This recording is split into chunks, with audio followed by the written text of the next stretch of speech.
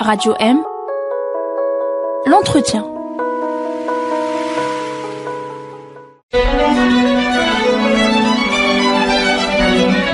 Pour bien s'entendre, il faut bien s'écouter. Rendez-vous sur M, la petite radio du Grand Maghreb. Amis auditeurs de Radio M, bonjour.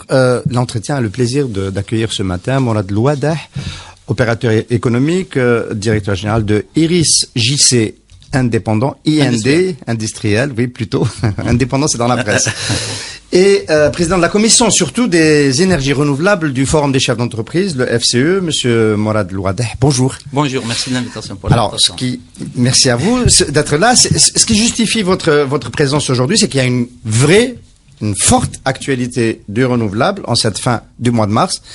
Nous sommes en principe dans la dernière ligne droite, dans les derniers jours du rendez-vous de la publication de l'appel d'offres concernant le déploiement en Algérie de 4000 mégawatts d'énergie renouvelable.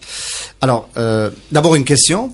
Est-ce que on est le 23 mars? Est-ce que vous attendez? Vous êtes un opérateur du secteur, vous êtes à la tête de la présidence de la commission énergie renouvelable du FCE. Est-ce que vous vous attendez à ce que ça se fasse dans les délais, cet appel d'offres? Pas du tout. Ça va pas se faire dans les délais. Pourquoi? Parce que déjà en termes de réglementation, c'est pas respecté. Ça fait très longtemps qu'on parle d'un décret qui va changer les lois qui ont été approuvées avant.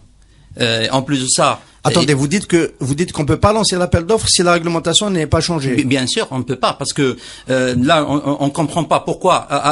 Ça fait 4 ans que la CAREC, la commission de régulation de l'électricité et du gaz est en train de travailler sur le dossier. Avec la nouvelle équipe, on sort une compagnie filière de Sonalgaz qui s'appelle CEG, compagnie Engineering Électricité du Gaz. Alors, monsieur, pour qu'on comprenne bien, monsieur Louadah. Pour que cet appel d'offres puisse être rendu public, il faut que la réglementation autorise cette entité, donc la compagnie de l'engineering et de l'électricité du gaz, à devenir un acteur en droit de lancer un appel d'offres. Non. Pas du tout, pas du tout. Sur la loi, c'est toujours la CAREC qui gère les dossiers. C'est une commission indépendante. Elle n'appartient ni à Sonalgaz ni à Sonatrach. Et pourquoi c'est la CEG qui va lancer l'appel d'offres? C'est la nouvelle équipe qui a décidé comme ça. En plus de ça, le plus important, c'est pas ça. Le plus important, il faut voir au niveau, de la réglementation elle-même, les appels d'offres. National et international. Il y a plusieurs formes, j'ai déjà parlé avant, il y a plusieurs formes de lancer des appels d'offres. Aujourd'hui, on sort un nouveau mot qui s'appelle appel d'offres à un investisseur. Ça n'existe pas dans les annales de l'Algérie. La loi algérienne n'existe pas. Alors le chaînon manquant dans la réglementation pour pouvoir lancer cet appel d'offres, c'est quoi exactement? C'est un arrêté ministériel? C'est un décret présidentiel? C'est un décret présidentiel. Vous savez que le décret a été sorti par le président de la République en 2011. Il a été modifié en 2015. C'était très clair. Et aujourd'hui, après, il y avait un conseil en février, je crois, 25 février 2016, un conseil restreint. Priorité nationale pour l'énergie renouvelable. Où le président de la République a donné les énergies renouvelables, c'est l'efficacité énergétique comme priorité nationale. Arrivé la nouvelle équipe. Attendez, vous parlez de la nouvelle équipe, vous parlez monsieur Boutelfa comme la nouvelle équipe à la tête du secteur. S'il vous plaît, la tête du secteur, oui. Oui, on comprend bien. Moi, je cite pas les noms. Attendez, il y a des nouvelles équipes un peu partout. À la direction de la FAF, il y a une nouvelle équipe. On parle de la direction du ministère de l'énergie. Vous voulez que la nouvelle équipe de monsieur Nordin Boutelfa. Monsieur Louadah, nous sommes à Radio M, nous sommes pas dans une radio publique. Nous citons les gens par leur nom. On parle de la nouvelle équipe de monsieur Boutelfa. Donc depuis son arrivée, cette nouvelle équipe ne travaille pas sur l'ancienne. Vous savez, s'il vous plaît, vous avez reçu ici l'ex-président de la commission de régulation électricité et gaz, ici chez vous, le 10 janvier 2017. Monsieur Mabdelaali Badache. Monsieur Badache a bien parlé de la réglementation. Oui. Il a bien parlé sur tous les dossiers. Un travail de 4 années, un travail de profondeur. En profondeur, ça veut dire sur le plan réglementaire, sur le plan commercial, sur le plan lancement. Aujourd'hui, oui, allez-y. Monsieur Louadah, on voit bien que, on va en parler, on va rentrer dans le détail, on voit bien que c'est un appel d'offres qui concerne les partenaires étrangers de l'Algérie, parce que c'est quand même très ambitieux, on va en parler. Comment la CEG SPA, comment elle peut s'avancer à donner rendez-vous avant la fin mars pour le lancement de cet appel d'offres, en sachant que les partenaires étrangers sont à l'écoute, et attendent, vous allez nous en dire un mot, sans avoir encore les outils réglementaires? Le problème, il est là. Le problème, moi je n'ai pas compris encore comment on confie un dossier comme la préparation d'un appel d'offres est aussi important, de 4050 mégawatts, parce que maintenant c'est 4050. Oui, une compagnie de communication internationale, ils l'ont fait ici le 1er mars à Sofitel, où on oblige les partenaires algériens, les entreprises algériennes, à payer $300 ou 300 € pour participer, et les sponsors majeurs, c'est des entreprises algériennes. Et on annonce en même temps à Washington le même programme que on n'a même pas encore vu. Même là-bas, ils ont annoncé que le décret va sortir. On n'a même pas de décret. Ça veut dire qu'aujourd'hui, on est en train de naviguer sans loi.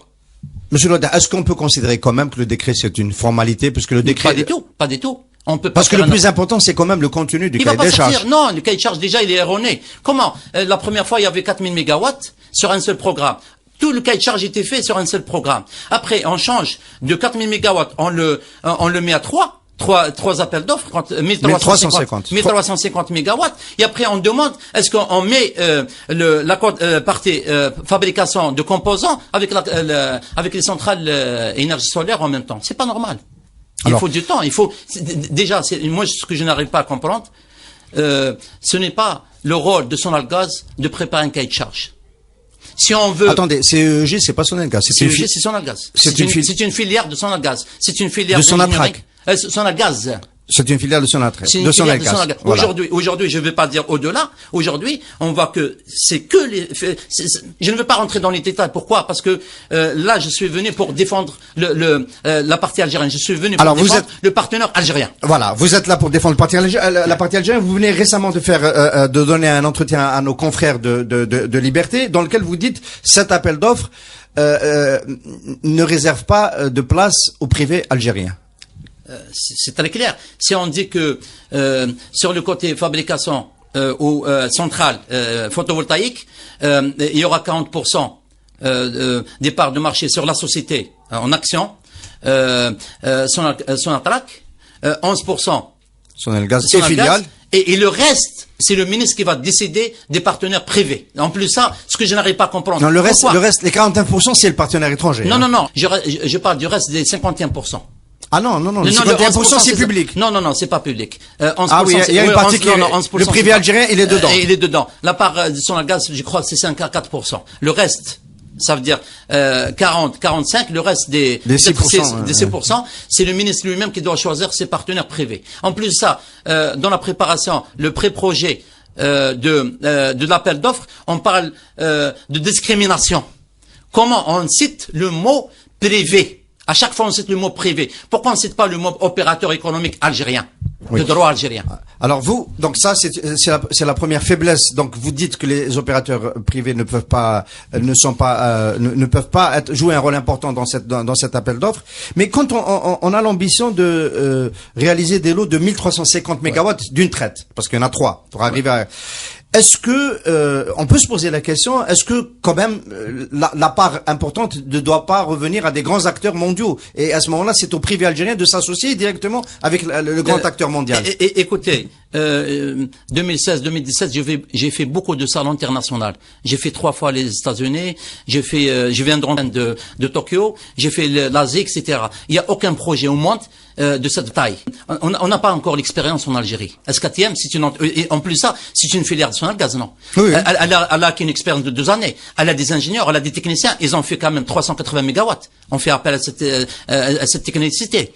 En plus ça, je reviens à une chose. Pourquoi en Algérie, on n'a pas d'expérience? Les 4000 mégawatts, c'est pas un problème. Pourquoi on met pas des appels d'offres de 500 mégawatts? Ça, on va en parler. Ça, c'est la solution. Pourquoi on revient pas au tarif d'achat garanti?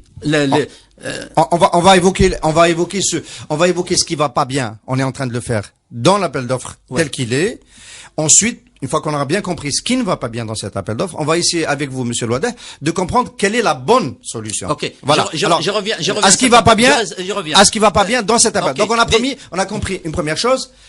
le secteur privé, les entreprises, les acteurs du renouvelable en Algérie sont écrasés. Alors, sont écrasés, ne sont pas prévus. Est-ce que vous considérez que votre collègue de la commission les énergies renouvelables du FCE, Monsieur Zergoun, de l'entreprise Zergoun Brothers, qui vient de lancer une boîte pour faire des panneaux photovoltaïques avec un partenaire chinois, européen et chinois, 160 mégawatts à Ouargla. Est-ce que vous pensez dans ce cas-là qu'il a pris un risque inconsidéré? Écoutez, avant mon collègue, sur ma commission, on a quelque chose comme 300 mégawatts. On arrive, on est à 260-300 mégawatts par an de production de panneaux.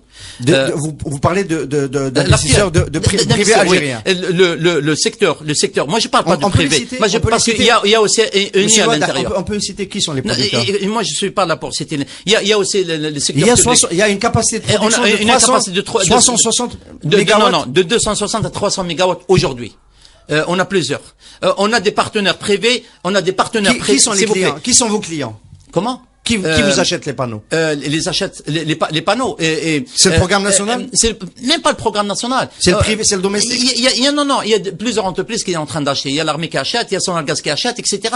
Mais c'est des quantités très minimes qu'ils sont en train d'acheter. Ils ont des stocks aujourd'hui. Ils ont investi par rapport à ce programme de 22 000. 2011, le programme a été lancé en 2011. Monsieur, s'il vous plaît. Le programme a été lancé en 2011. On est en 2017. Les gens sont préparés pour ça. Ils sont préparés. Je vous repose la question autrement. Est-ce que les stocks ne se sont pas constitués parce qu'on n'a pas fait suffisamment attention à l'agressivité des produits chinois? Les panneaux solaires, chinois sont les moins chers du monde. Et donc, écoutez, si on revient maintenant au calcul économique, on va oublier la souveraineté nationale.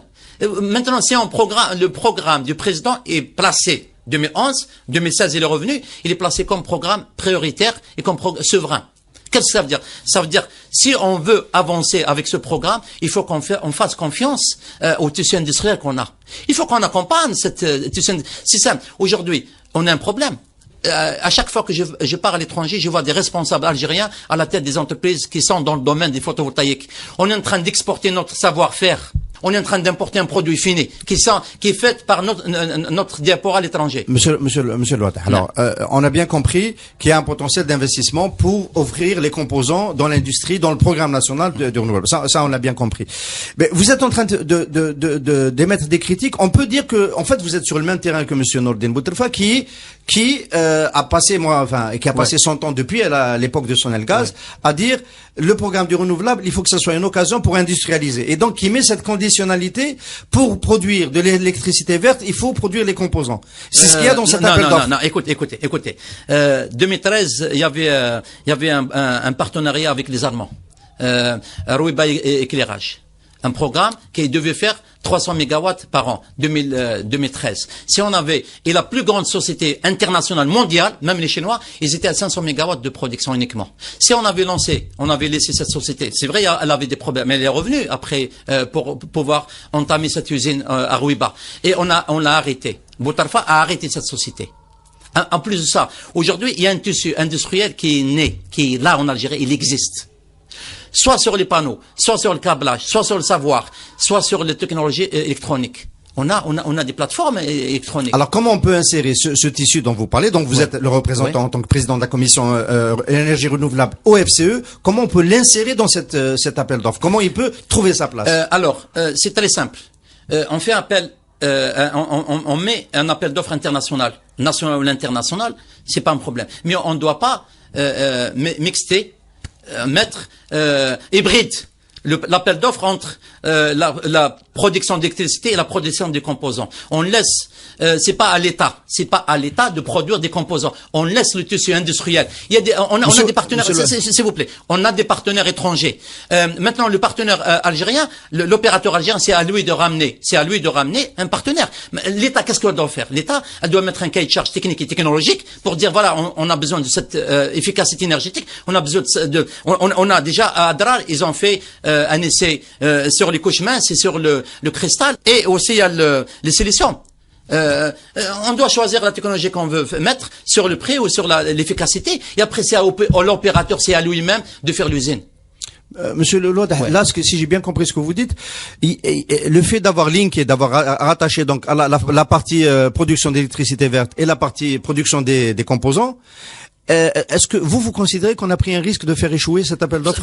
Vous savez. Parce qu'attention, c'est important. Hein. Oui, je vais vous dire, c'est bien sûr, il y a pas de problème. Il peut y avoir un échec. Dès le départ, c'est un échec. Pourquoi? Déjà, comment voulez-vous? Non, c'est pas encore un échec. Non, c'est un échec. Moi, je vous le dis maintenant. Je vous le dis, je m'engage maintenant. C'est un échec pour l'Algérie. Comment voulez-vous prendre un dossier aussi important et vous allez la bancariser? Quelle banque elle va l'accepter à l'international? Si le trésor public ne soit pas garant à l'intérieur. Vous voulez qu'on fasse la même chose pour beaucoup de dossiers? Vous savez, c'est simple. C'est un échec. Je le dis et je m'engage. Tout est erroné dans ce dossier. On doit créer une agence spécialisée dans les photovoltaïques. On laisse National Gaz faire son travail. Comment? À l'intérieur, vous voulez que l'opérateur, c'est lui-même qui va des câblages? C'est pas normal. Et vous voulez avoir le prix le moins cher? C'est pas normal. Vous considérez que l'État a chargé la mule? Mais non, c'est pas ça. Non, Chargé la mule dans cette affaire. On doit. Ça c'est très important pour la transition énergétique en Algérie. C'est très important. On a raté déjà une transition économique. On a raté une transition. On est dans une économie de bazar. On voulait qu'on va faire la même chose pour les énergies renouvelables. On a des spécialistes. On fait appel à l'international. On doit préparer des cahiers de charges exactement. Il y a nos voisins qui sont. On est aujourd'hui en Afrique. Fin 2016, on est deuxième producteur d'électricité à base de solaire en Algérie. Fin 2017, on sera les derniers. Le Tchad, il est en train de se lancer dans le photovoltaïque. On a des capacités. Sur les capacités. Mina. On est, l'enseignement. Non l'Afrique. La zone. On a 65% d'électricité. À travers le Mina, c'est algérien. Vous savez, c'est simple. Si je prends ce qu'il a dit l'ex-président de Sonatrach au sud de la conférence de presse, il a dit 10 mégawatts est égal à 6 millions de mètres cubes à gagner. On est 40 millions. Si chaque Algérien prend un panneau, on sera à 3 milliards de mètres cubes Monsieur Louada, alors vous faites plusieurs critiques, là on les a bien comprises les unes après les autres. C'est la réalité. À cet appel d'offres. Je suis pas là. Non.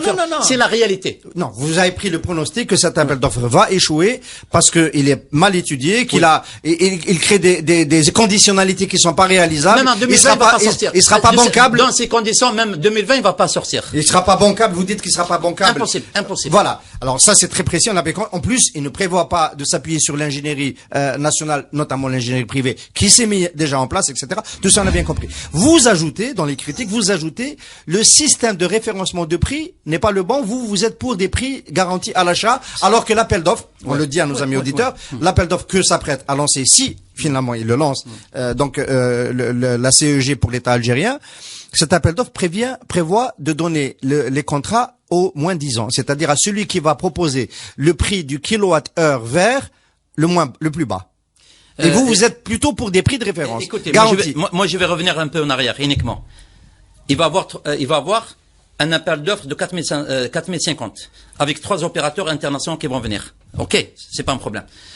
Comment voulez-vous ça ressemble un peu ça me rappelle que ça ressemble un peu à l'autoroute Est-Ouest, hein. Les trois lots de l'autoroute Est-Ouest. En espérant une meilleure issue. Non, comment voulez-vous, le moins de 10 ans, va faire appel à un fabricant de composants. Comment ils vont acheter? Moins de 10 ans. Est-ce qu'on va faire 3 usines de photovoltaïque de 400 mégawatts et après dans 4 ans on va fermer cette usine? Parce qu'on a un programme qui est limité dans le temps. Ou on va faire la même chose qu'ils ont fait à Naba avec les tramways que maintenant qu'il y a plus de commandes, on va mettre les ouvriers en chômage.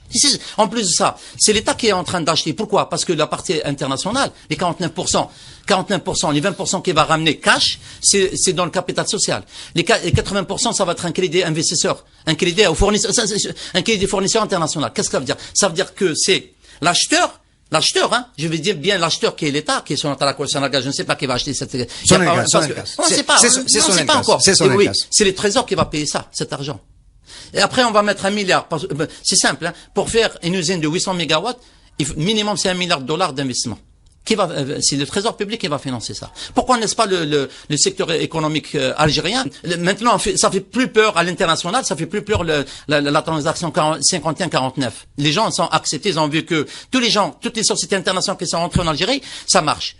Parce que, pourquoi? Il y a une technicité, il y a un transfert de technologie et les Algériens ont gagné dans ce sens-là.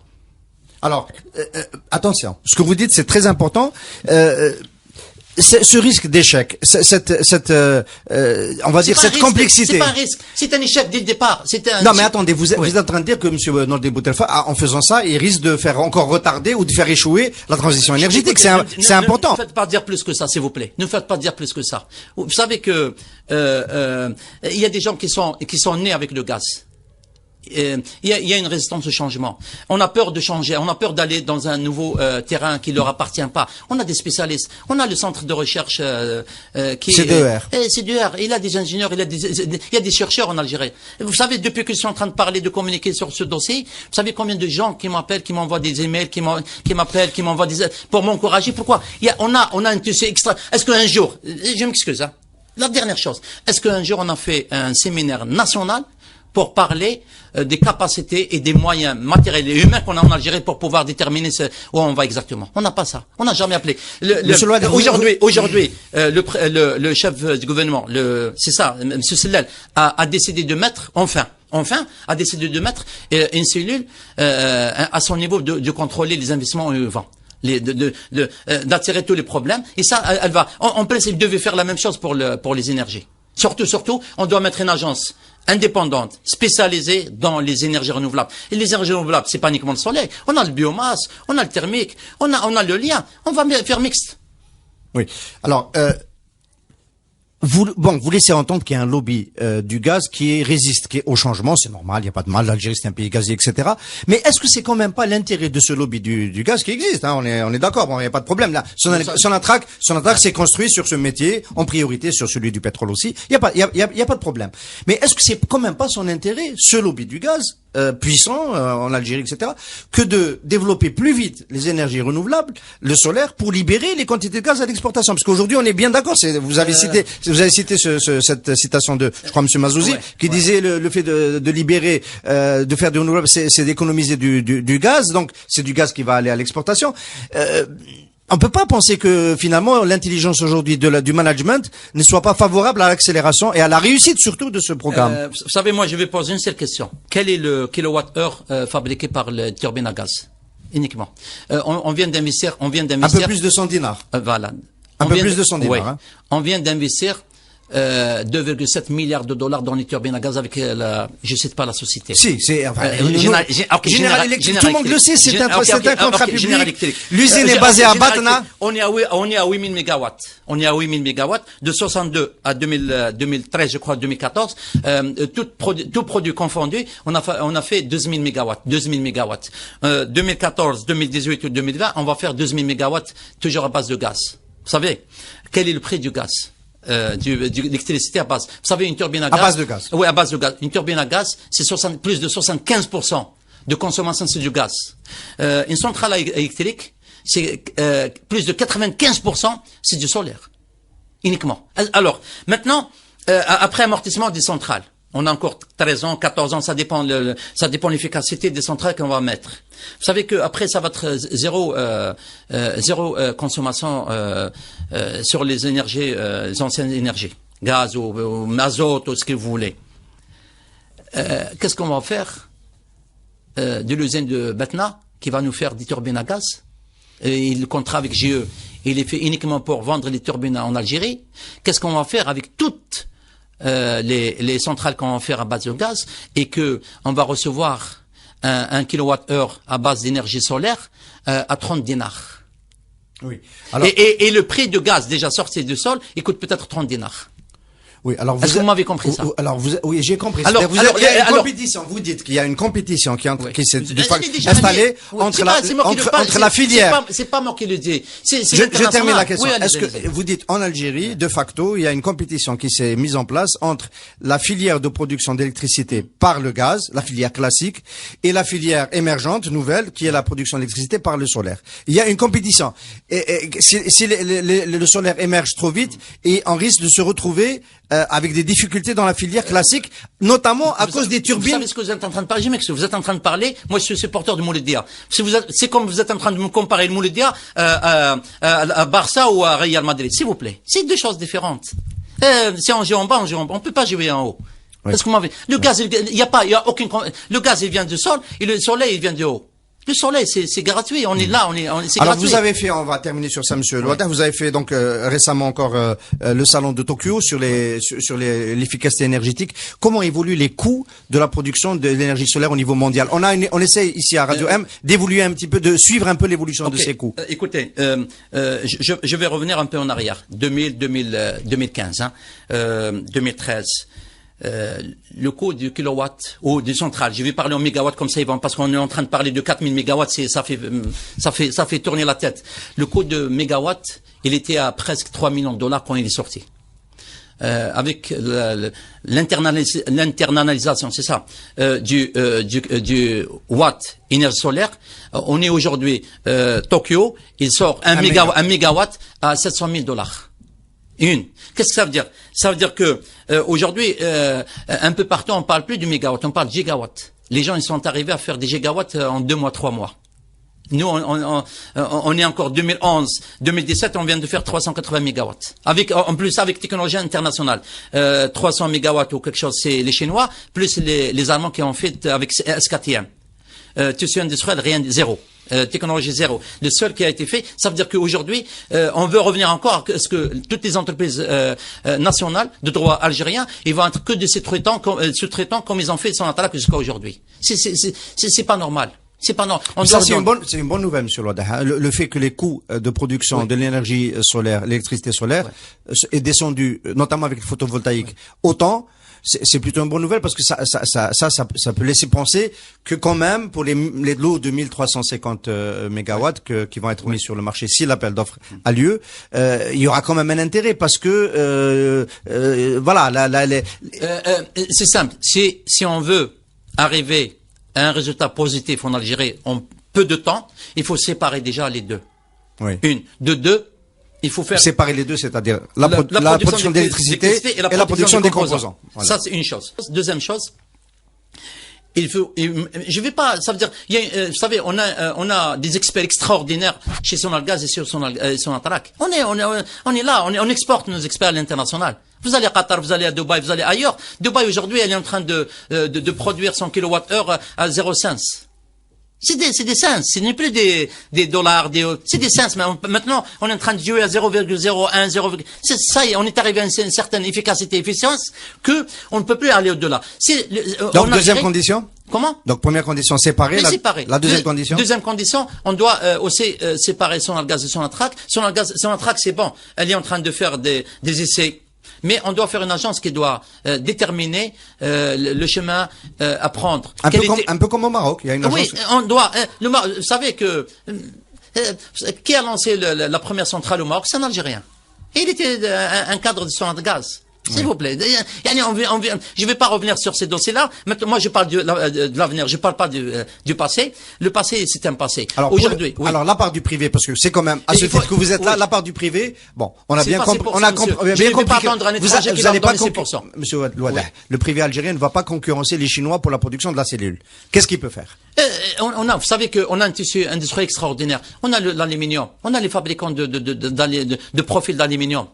On a le caoutchouc. On a le verre. On exporte les verres. On exporte le verre, c'est filiale, c'est vital. Oui, il y a plusieurs. C'est pas uniquement ça. Les cellules, on peut faire des montages comme ils ont. Vous savez que le programme des véhicules aujourd'hui, si maintenant je viens en tant que comptable, le montage SKD, CKD des véhicules, c'est une bêtise. Si je dois calculer ça, c'est sur un comptable, je vais dire comment. Le bonhomme, il me ramène un véhicule démonté. Un véhicule fini. Il me paye 30% de douane, 17% de TVA. Après, il vient, il le démonte, et je le monte en Algérie. Il paye uniquement 5%. Le prix, il monte. Et moi, je gagne rien. L'État ne gagne rien. Par contre, si dans 2 ans, on ne va pas avoir un tissu de sous-traitants important, je vais dire important, c'est une catastrophe pour l'Algérie, le montage des véhicules en Algérie. Est-ce que vous m'avez compris? Ça va être la même chose. Non, je cite là. Ça va être la même chose. La filiale pharmaceutique, elle a réussi. La filiale des sels montants, ça n'a pas réussi parce que, pourquoi? Parce que une technologie internationale, on connaît pas cette technologie. Elle est fermée. C'est la même chose qu'il veut faire M. Botarfa. Ou il veut faire le même système qu'avec les 2000 mégawatts avec General Electric. C'est pas la même chose. Le soleil, c'est autre chose. Le soleil, il faut ramener Ouladha. Il faut ramener Alors, les spécialistes. Monsieur Louadah, pour pouvoir le faire, il faut peut-être déjà se protéger des produits finis chinois, des panneaux solaires finis. Sur le plan tarifaire, vous préconisez au FCE de faire une barrière douanière pour pouvoir développer l'assemblage des composants en Algérie. Écoutez. Vous proposez ou pas? Oui, je vais venir. Il y a un cahier de charge. C'est déjà c'est une erreur. Moi, j'ai pas compris pourquoi. On met un cahier de charge pour les véhicules et on n'intègre pas le GPS ou le GNLC à l'intérieur des véhicules. Même pas hybride. Ça, c'est pas normal. Comment? J'interdis le montage des véhicules en Algérie, j'interdis le gasoil pour les véhicules touristiques. Uniquement pour les véhicules utilitaires. Et ça, c'est une chose. Deuxième des choses, ce qu'on doit, allez, répétez-moi. La question, c'était, est-ce que vous proposez une protection douanière pour pouvoir lancer cette filière de l'assemblage des panneaux en Algérie? Est-ce que vous proposez de taxer, notamment, en priorité les produits chinois, parce que les Chinois sont. Non. Maintenant, celui qui dépose un dossier d'investissement. Attendez, on peut aller plus loin. On peut même interdire leur importation. C'est ce qui est en train de se faire pour d'autres produits. Je vais être très clair. Maintenant, tous les gens qui déposent leur dossier de production des composants, tout ce qui est entrant direct dans la production des centrales électriques, ils vont se mettre, je leur donne l'autorisation d'importer au prix fort, d'importer le composant, d'importer le matériel qu'il faut faire. Je vais leur donner à eux les capacités d'importer les produits finis pendant une année pour pouvoir avancer, pour ne pas arrêter, parce qu'on a un programme qui est important, très important, 22 000 mégawatts. 2030, aujourd'hui, ça va être 2035. Parce que si on fait les calculs, on ne pourra pas. On a pris l'habitude, on le sait. On ne pourra, impossible. Après, ces gens-là, ils vont avoir des partenaires étrangers. Si je ferme le marché, les partenaires étrangers vont venir il a obligé les fabricants, parce que les fabricants, les exportateurs de véhicules allemands, chinois, etc., à faire du montage de véhicules en Algérie, il va faire la même chose pour le photovoltaïque. Et ça va réussir. Monsieur Mourad Louadah, merci beaucoup d'avoir été l'invité de l'entretien. Merci. Radio M, l'entretien.